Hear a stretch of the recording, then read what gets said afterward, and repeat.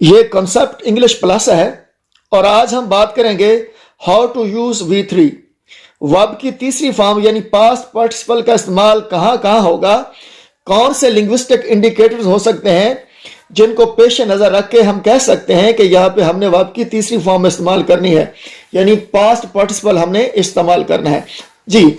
तो नंबर 1 हम ये देखेंगे लिंग्विस्टिक इंडिकेटर के तौर पे, हम ये देखेंगे कि अगर कोई काम हाल में वाकई हो रहा है जिसमें दौरानिया भी शो किया जा रहा है, दौराने से मुराद है यानी सिंस और फार वाले फ्रेजेस भी आ रहे हैं और उनमें वर्ब जो है वो नॉन एक्शन आ रहा है। नंबर 1 क्या हो, हाल का कोई काम हो। नंबर 2 उसमें दौरानिया शो किया जाए। नंबर 3 उसमें नॉन एक्शन वर्ब हो। तो फिर हम वर्ब की थर्ड फॉर्म इस्तेमाल करेंगे। नॉन एक्शन वर्ब्स क्या होते हैं, इनकी टाइप्स कौन सी होती हैं?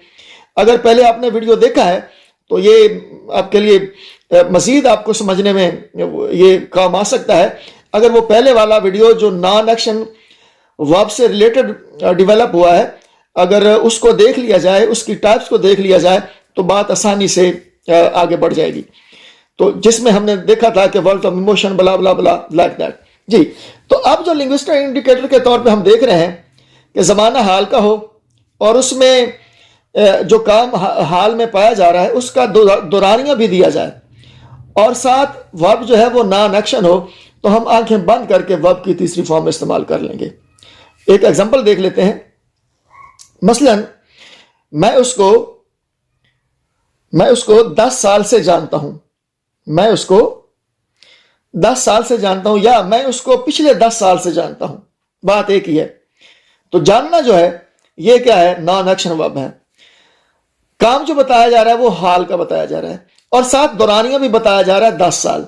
मैं उसको 10 साल से जानता हूं या मैं उसको पिछले 10 साल से जानता हूं। तो जुमला क्या बन सकता है, I have known him for the last 10 years। तो इसमें फॉर फ्रेजेस आ गए हैं, दौरानिया आ गया है और हाल का ये काम बताया जा रहा है और साथ जो वर्ब आ रहा है नो, ये क्या है, नॉन एक्शन वर्ब है। तो लिहाजा हम इस किस्म के जुमलों में V3 इस्तेमाल करेंगे, वर्ब की तीसरी फॉर्म इस्तेमाल करेंगे। एक और एग्जांपल देख लेते हैं। वो उसे काफी अरसे से जानता है, वो उसे काफी अरसे से जानता है। He has known him lately. तो ये लेटली जो है ये दौरानिया को शो कर रहा है और नो जो है ये नॉन एक्शन वर्ब है और काम भी जो बताया जा रहा है ये प्रेजेंट का है, प्रेजेंट परफेक्ट का है। वैसे तो हम जानते ही हैं कि हैज, हैव और हैड के बाद वर्ब की थर्ड फॉर्म इस्तेमाल की जाती है, लेकिन इसके साथ अगर ये वाले भी लिंग्विस्टिक इंडिकेटर माइंड में रह जाएं, ज़हन में रह जाएं कि काम जो बताया जा रहा है वो हाल का हो, साथ उसका दौरानिया भी बताया जाए और साथ जो वर्ब उस जुमले में आना है वो नॉन एक्शन होगा, तो फिर हम वर्ब की थर्ड फॉर्म इस्तेमाल करेंगे, जैसा कि हमने पीछे डिस्कस कर लिया।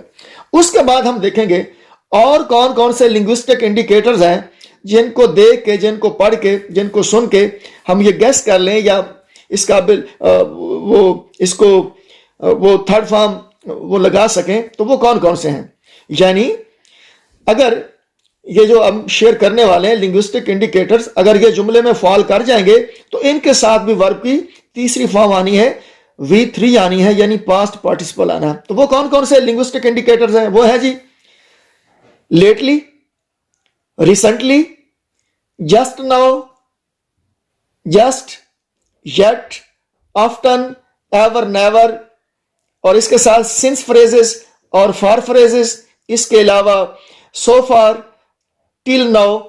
इस किस्म के इंडिकेटर्स अगर जुमले में आ जाएंगे तो हम वर्ब की थर्ड फॉर्म इस्तेमाल करेंगे, यानी V3 इस्तेमाल करेंगे। फॉर एग्जांपल एक जुमला देख लेते हैं कि वो अभी अभी आया है। अभी अभी को हम कहते हैं जस्ट नाउ। तो जुमला क्या हम बोलेंगे, क्या लिखेंगे, he has come just now. तो ये कम जो है, कम, केम, कम जो है ये वर्ब की थर्ड फॉर्म है, पास्ट पार्टिसिपल है। चूंकि जस्ट नाउ का लिंग्विस्टिक इंडिकेटर जुमले में आ गया है, लिहाजा we are bound to use V3 यानी वर्ब की तीसरी फॉर्म इस्तेमाल करेंगे। या एक और एग्जांपल देख लेते हैं कि वो उसने अभी अभी खत लिखा है, या उसने हालिया एक खत लिखा है, यूं लिख कर लेते हैं, उसने हालिया एक खत लिखा है। तो हम क्या कहेंगे, he has written a letter recently. तो ये हमने शेयर किया था कि अगर किसी जुमले में रिसेंटली का लिंग्विस्टिक इंडिकेटर आ जाएगा तो उसमें हम वर्ब की थर्ड फॉर्म इस्तेमाल करेंगे। फिर भी कोई सवाल हो कमेंट करें। हमारी हौसला अफजाई के लिए चैनल को सपोर्ट करें। एक दूसरे का ख्याल रखिएगा।